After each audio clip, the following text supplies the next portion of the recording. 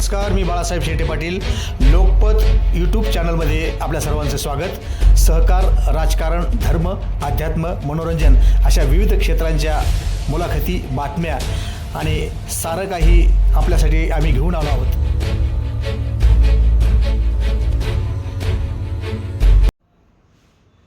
नमस्कार, जय शनिदेव.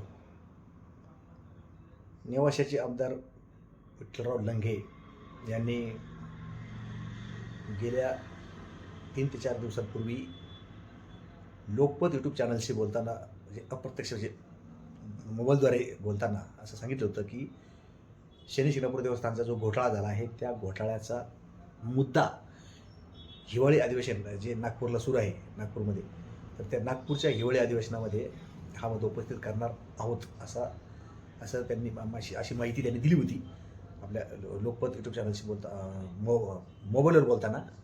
तर प्रश्न असा आहे की प्रत्यक्ष म्हणजे या व्हिडिओच्या माध्यमातून आमदार लंघे साहेबांना असा प्रश्न आम्हाला विचारावा वाटतो की तुम्ही हा प्रश्न किंवा हा मुद्दा जो आहे तो उपस्थित करणार आहात का? आणि कारण हा मुद्दा जर तुम्ही उपस्थित केला तर पुन्हा एकदा या मुद्द्याकडं, या शनी जो घोटाळा आहे त्या घोटाळ्याकडं राज्य सरकार गांभीर्यानं पाहत आहे असं स्पष्ट होईल, सिद्ध होईल. तर हा जो घोटाळा आहे, तुम्ही मध्ये लंघे साहेब आहेत, आमदार लंघे असतील किंवा मग आष्टीचे आमदार सुरेश धस असतील, यांनी पावसाळी अधिवेशनामध्ये शनी शिंगणापूर देवस्थान या देवस्थानमध्ये हजारो कोटी रुपयाचा घोटाळा झाल्याचं वक्तव्य केलं होतं विधानसभेत बोलताना. तर विठ्ठलराव लंघे जे नेवाशी आमदार आहेत, आमदार लंघे यांनी सुद्धा त्या आमदार लंघे यांनी सुद्धा आष्टीचे आमदार सुरेश धस यांच्या सुरात सूर मिळवला होता आणि देवस्थानमध्ये हजारो कोटी रुपयांचा. तर आमदार लंघे यांनी सुद्धा म्हणजे मी मगाशी ते सांगत होतो की आमदार सुरेश धस यांच्या सुरात सूर मिळवला आणि शनी शिंगणापूर देवस्थानमध्ये हजारो कोटी रुपयांचा घोटाळा झाल्याचा आरोप केला होता. पालकमंत्री राधाकृष्ण विखे यांनी सुद्धा या विषयामध्ये भाग घेत पावसाळी अधिवेशनात असा घोटाळा देवस्थानमध्ये झाला आणि काहींनी शनिदेवाच्या झोळीत हात घालून हजारो कोटीचा घोटाळा केल्याचा असा आरोप केला होता. तर तो जो मुद्दा आहे हजारो कोटी रुपयाच्या घोटाळ्याचा, तो मुद्दा अतिशय गंभीर असला तरी हिवाळी अधिवेशनामध्ये त्या संदर्भात चर्चा होणार का याचीच शनी भक्तांना उत्सुकता लागली आहे. कारण आता सायबर पोलिसांनी दोघांना अटक केली. त्यांच्या खात्यावर 1 कोटी रुपये आल्याचं यापूर्वीच अहिल्यानगर जिल्ह्याचे SP जे आहेत सोमनाथ घारगे साहेब यांनी सांगितलं होतं. आणि आता 3 ते 4 दिवसापूर्वी त्या दोघांना अटक केली आणि अटक केल्यानंतर पोलीस कस्टडीसुद्धा त्यांना मिळाली. त्यानंतर सध्या त्यांना न्यायालयीन कोठडीत रवानगी त्यांची झाली आणि आता काही दिवसांनी त्यांना जामीन मिळेल.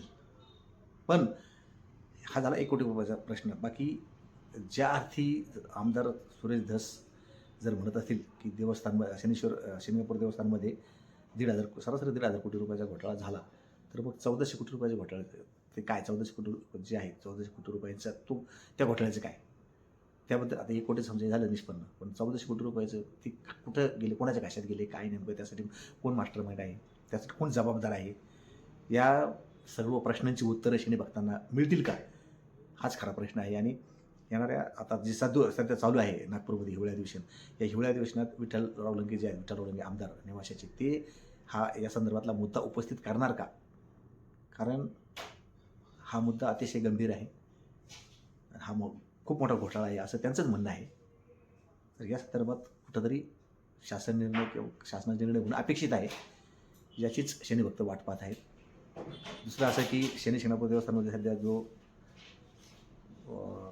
खोबरं किस म्हणजे बर्फी प्रसाद जो आहे, बर्फी प्रसाद लागणारे खोबरं किस, त्याची जी खरेदी असेल की तेलाची खरेदी असेल, त्यामध्ये सुद्धा अनियमितता आहे. म्हणजे ही जी कार्यकारी समिती स्थापन केली शासनाने जिल्हाधिकाऱ्यांच्या मार्फत, तर ती समिती येण्याच्या अगोदरचा हा विषय आहे.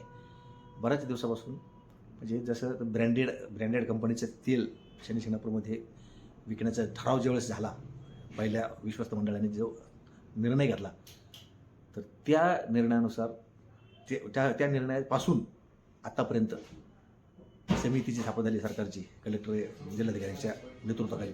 ती समिती स्थापन होईपर्यंतचा काळ, जो मधला काळ आहे, त्या काळामध्ये तेलाच्या आणि खोबरकीच्या याच्यामध्ये बराचसा गैरव्यवहार, अनियमितता झाल्याचं बोललं जातं आहे. आणि एकाच व्यक्तीला, नगरच्या एकाच व्यक्तीला तेलाची खरेदी संदर्भात टेंडर दिलं जातं.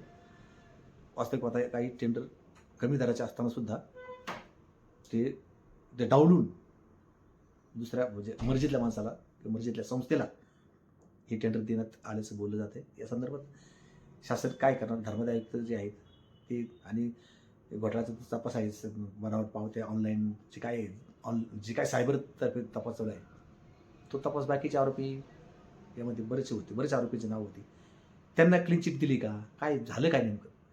असा एक प्रश्न आहे. मात्र राज्य सरकारला एकच सांगायचं आहे की निपक्षपातीपणे, निष्पक्षपणे हा तपास करा. कारण शनिदेवाच्या काठीचा आवाज होत नसला तर ती काठी जबरदस्त लागते, एवढं लक्षात ठेवा. धन्यवाद.